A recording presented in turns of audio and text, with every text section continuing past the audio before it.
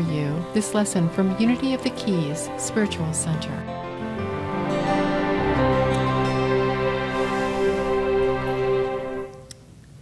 So this is our third talk in a series on what is unity. And I want to thank you, Tim, for the beautiful presencing of music today. Let's give a hand to our music team. And if you missed the first two talks on our co-founders, Charles and Myrtle Fillmore, and their story, and then Jim Freeman and May Rowland, the first director of Silent Unity and our poet laureate, those are online, thanks to Gary Eck and Kevin Beatty. Let's also give them a hand. So to summarize what we've been learning, unity is a practical, progressive approach to spiritual living based on the teachings of Jesus and the power of prayer. Engraved in the cornerstone of the Silent Unity building, where prayer is happening 24/7 in Lee Summit, Missouri, at a place we call Unity Village, are these three phrases. Faith is our foundation. Say that with me. Faith is our foundation. Christ is our inspiration. Christ is our inspiration. Prayer is our work. Very good. So Gary, can we maybe tone down those lights a little bit? I'm sorry to have to ask you to do that, but it is like right in my eye and I can't see anyone. And I really want to see people more than I want a video. That's all right. Okay, that's all right. All right, then I'm going to step down so it's not right in my eye.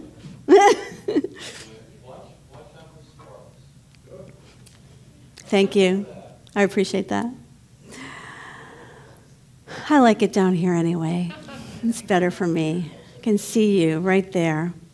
So the Fillmores studied the world religions, and they gleaned certain universal principles from them. Unity honors these universal truths and respects each person's individual right to choose their spiritual path. So Unity says, march to the beat of your own drummer. Hear the music of the spheres. Know your own uniqueness. Love without conditions. God is alive and well in you and everyone else. Other words for God and unity are spirit, divine energy, life, light, substance, principle, one power, the spirit of guidance, the source, the force. In Lakota, they say, Taku Wakan Skaska. It means something. I love that word. Something told me. Something moved me. Taku Wakan Skaska. Something sacred is always moving us. Another concept that I learned from Basil Braveheart, an elder in the Lakota Nation, is that divine guidance is unmerited and always available to us. We just have to ask. So, unmerited, doesn't have to be earned, divine assistance is always there. Unity honors all these names for God. The many ways to worship God, for we say there's one power and one presence of God, and God loves us all equally. Dr. Emily Cady, physician and metaphysician, teaches in her Lessons in Truth, which she was asked to do to do these lessons in truth by the original founders of Unity, Charles and Myrtle Fillmore. And she wrote these lessons, from her hard-earned demonstrations of truth as both a physician and someone who understood metaphysics that were more than what's between our hat and our boots, as Mark Twain would say, right? We're spiritual. We expand. We're beyond the physical. We're meta.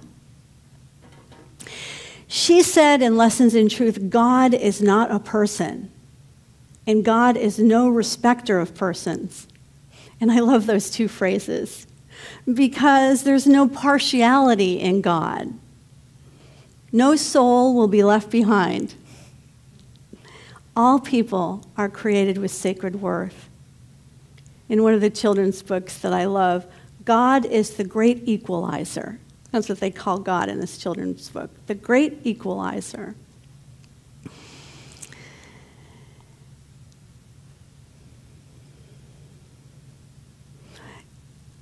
I wanted to address some of the key issues that you might consider to be religious issues from a unity point of view.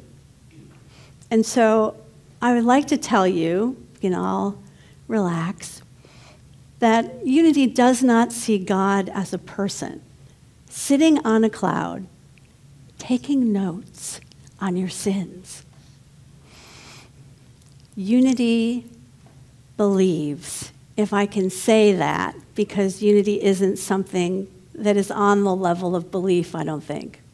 Unity is an experience. You can be a Buddhist and get it. You can be a Christian and not get it. You can be a Buddhist and not get it. You can be a Christian and get it. Whatever your religion, it's an experience, an inner experience, as well as an outer one of your oneness with all life. In the little booklet that you received today, the name of it is Unity Leaves No One Out.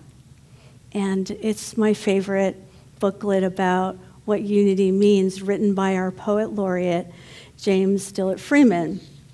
And what Jim says in that book is that unity is the church spiritual, the church of the growing, seeking, unfolding individual. It was not founded to separate. It was not founded to put people into another body bound by religious law, doctrines, practices, and rituals. It was founded on this idea: God is within you, and therefore your purpose in life is to express your divine potential. And everything that Unity does as a church is to help you achieve this. So, Unity has no stand on sex. Unity has no criticism of who you sleep with, when you do it, how often you do it, or how you conduct your intimate life. Unity encourages us as ministers not to cross that line between preaching and meddling. Because Unity trusts you, the guidance within you, to make those choices for you. Unity sets you free. And if you make a mistake, we say, God bless you. You learned from that. As Jesus often did, right? He said, go and don't do it again. Your faith has made you well. Go and be the light of the world. Be the love of the world. No fear, no judgment, no shame, no guilt. Love, peace, oneness, unity.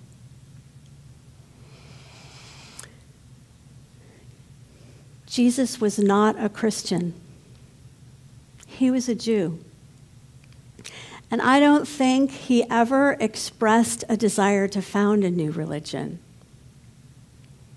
And Jesus is not and never was the exclusive possession of any church. He belongs truly to all humanity. He taught everyone. And his stories indicate that he had a very expansive consciousness when it came to sex, creeds, and boundaries that were societally based. For example, the story of the Good Samaritan. He put in the role of the hero the Good Samaritan for a reason. If you remember the story, there was someone that was badly injured, and the lawyer walked by without helping, and the priest walked by without helping, and all of the wealthy people and the religious people walked by without helping. But the Samaritan helped. The Samaritan, the hated people of the Jews. In the text at the time, to even eat with a Samaritan was equal to eating with swine. So, here comes Jesus preaching what's good. And he says, the Samaritan. Everyone's expecting him to say, the Pharisees, the Sadducees, the high priests. But he says, the Samaritan. Because he left no one out of his circle of love. Jim Freeman one time, just extemporaneously, said this. I have it on a recording. It's not written anywhere. But I was just in the middle of playing around with my ministerial class. He said, Jesus was not what they made him to be, neither was God. The Bible and Jesus, they were somehow perverted. Perhaps people just weren't ready for him.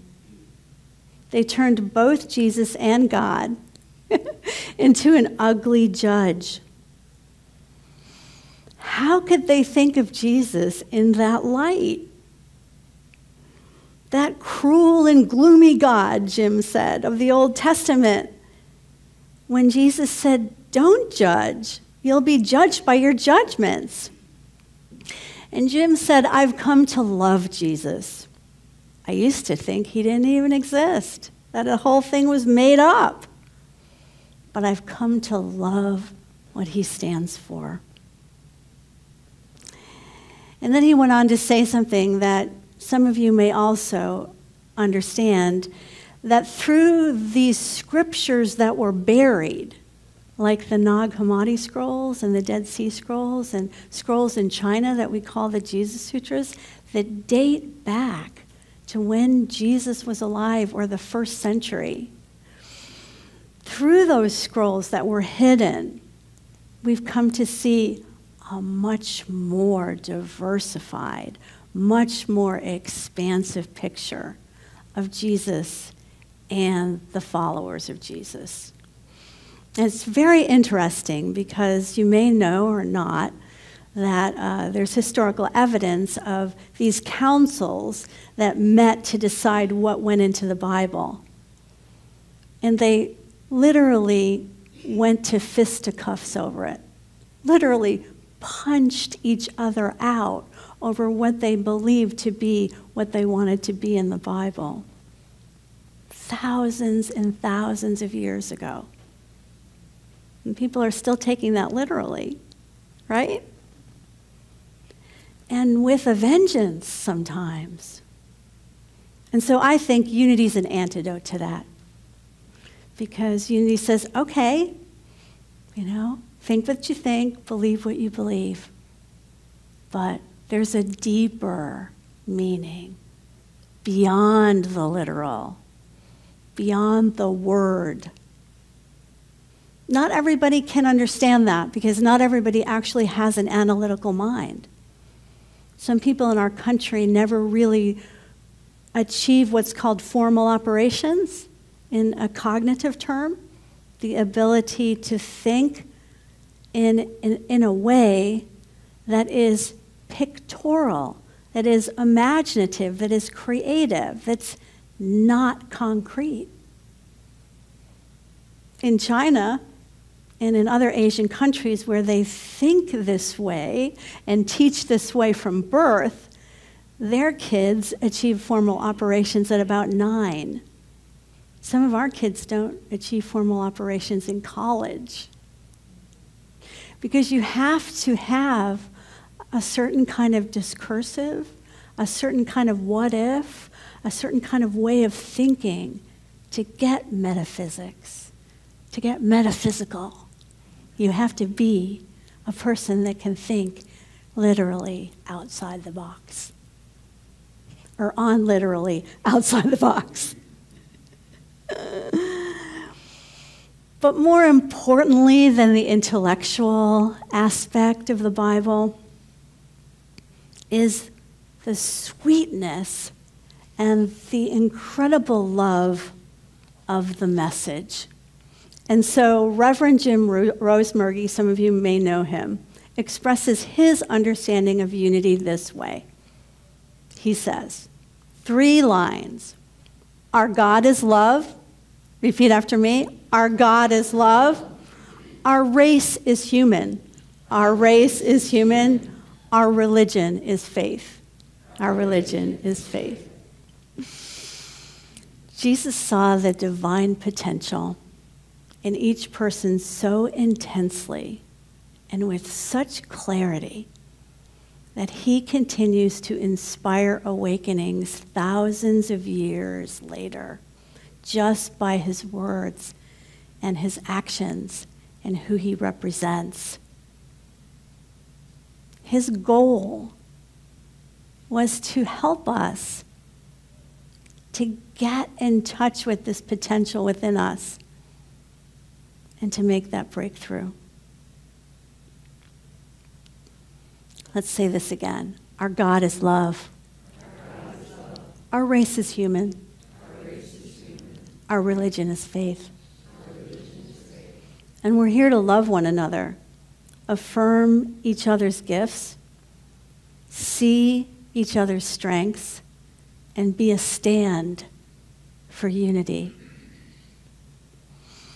Even though there are so many things in life that may threaten us and cause us to be afraid, the more we trust in the Christ power, the basic goodness in us and each other, the less afraid and the more courageous we will be.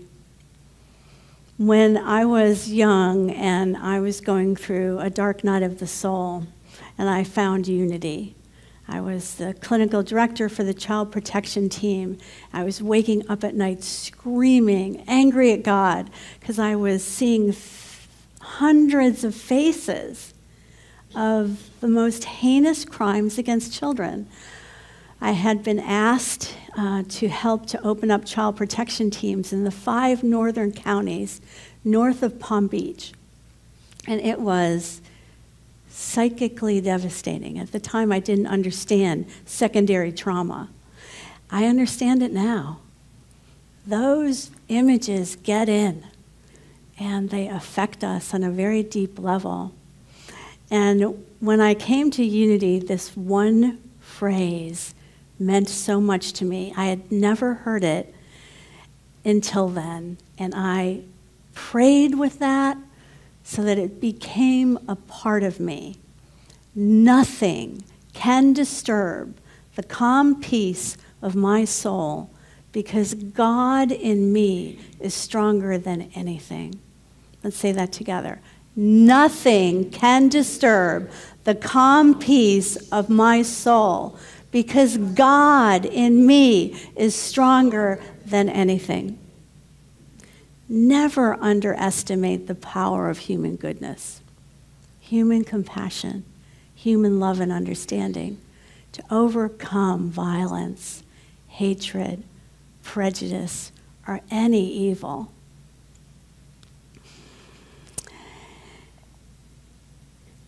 In her book, my life, my love, my legacy. Coretta Scott King reflects on her life. She calls it the narrow door of her childhood in the rural South and the experiences she had very young with the KKK burning down her father's mill. And then her whole life, being the life partner of Martin Luther King, she endured death threats constantly, the bombing of their home, the assassination of her husband. She not only endured this, but she was able to accept the call and continue the call after his death to elevate the nation. I mean, she, not just the nation, but the world. She allowed herself to be on call to uplift people and to be a person who would respect and love and reach out to people regardless of race, color, gender, sexual preference, or creed. And she called this, as her husband did and as Howard Thurman did before him, and people have for hundreds of years, this calling as the building of the beloved community. We build the beloved community through being the action that we want to see in the world, as Gandhi is quoted as saying, by kindness, by compassion, by our prayers, our tolerance, by standing up for who we are and what we value, by defending and protecting those who don't have a voice for themselves. We were born for this, to make manifest the glory of God in us. It's not just in some of us, it's in every one of us. Swami Muktananda, one of my favorite Eastern gurus, who the first time, I never met him, but I met his successor, Guru Mai Chidvilasananda, and I saw this phrase, and I put it on the bumper of my car for 20 years. God dwells within you as you. That was Swami Muktananda's meditation revolution phrase. God dwells within you as you. And I love this thought that he brought forth one time. People should meet each other with great love and respect and honor. To not respect other people is to not respect God. I believe in humanity, he said, and I support humanity completely. I don't belong to any religion. Isn't that a funny thing for somebody walking around in orange robes to say? And I don't oppose any religion either, he said, nor am I in favor of any religion. But I welcome humanity. It's my complete understanding. It's my firm conviction that the human body is the temple of God. And he said, this isn't a mere understanding from the intellect. This is my experience in this temple. In this temple, the living God exists. So, my beloved community, what will we create here with our unity of purpose and our love of God? I want you to contemplate that. And in 2 weeks, we're going to have an open forum here on a Sunday where we're going to have a deeper dialogue. You can bring all your questions and comments. But until then, I have a few ideas. When light is needed, we will be there. When love is needed, we will be there. When there's conflict and peace is needed, we can be the eye of the storm. We will share from the abundance of our resources. We will give from the overflowing prosperity of our hearts. We can't know whatever it is that will come our way, but we know that whatever does, we're not alone. God will be there. love will be there, peace will be there, and we will be there for each other as the beloved community.